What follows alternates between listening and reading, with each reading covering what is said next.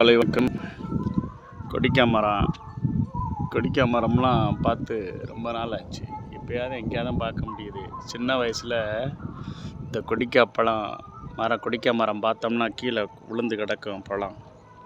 அவ்வளோ அருமையாக இருக்கும் எடுத்து சாப்பிட்றதுக்கு. இதெல்லாம் வெளியே கேட்டால் கிலோ ரேட்டே ரொம்ப அதிகமாக சொல்கிறாங்க. பாருங்கள், கொடிக்காய் காய்க்கிறாங்க பாருங்கள். போகிற வழியில் ரோட்டில் பார்த்துட்டேன். ரொம்ப பழம் இல்லை, அதனால் பிடுங்கக்கூடாது. இந்த கொடிக்காய் மரம் சின்ன மரத்தில் இவ்வளோ காய்ச்சிருக்கு. முதல்ல உயரமாக தான் காய்க்கும். இப்போ கொடிக்காய் மரம் வளர்க்குறதே, கொடிக்காய் மரம் போட்டால் நல்ல காசுங்க. நல்ல கொடிக்காய் கிலோ கணக்கு அருமையான ரேட்டு போகுது. அந்த கொடிக்காய் மரம் சின்னதை பார்த்துன்னு எனக்கு போடணும்னு தோணிடுச்சு. எப்பயுமே பழங்கள் காய்கறிகள் எல்லாம் இயற்கை நம்ம கொடுத்து வராங்க.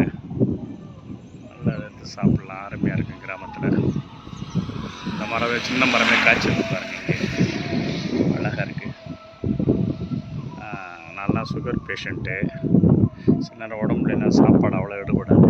பழங்களை நம்பி பழங்களை தான் சாப்பிடணும். அதுவும் கொய்யாப்பழம் தான் சாப்பிடணும்னு சொல்லுவார் சுகர் டாக்டரு.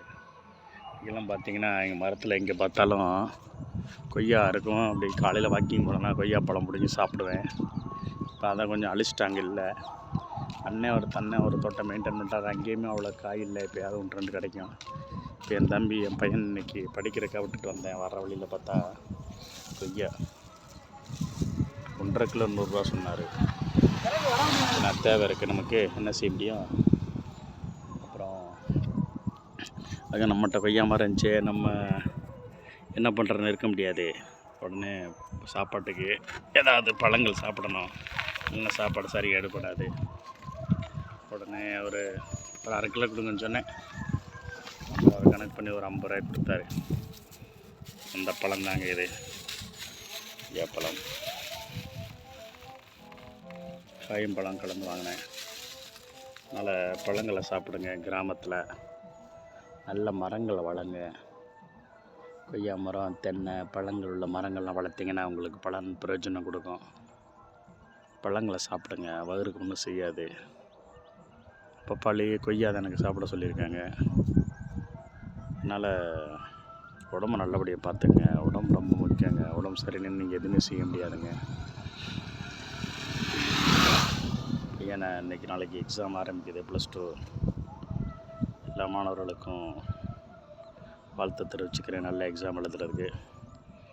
என் பையனை படிக்கிறதுக்கு விட்டு போகும்போது அட்வைஸ் பண்ணிட்டே போனேன். நல்லா படித்து நல்ல மார்க் எடுக்கணும்டா தம்பின்னு சொல்லி. இது மாதிரி எல்லா மாணவர்களும் நல்லா படிக்கணும், நல்லா மார்க் எடுக்கணும், வெற்றி பெறணும். வாழ்த்துக்கள்.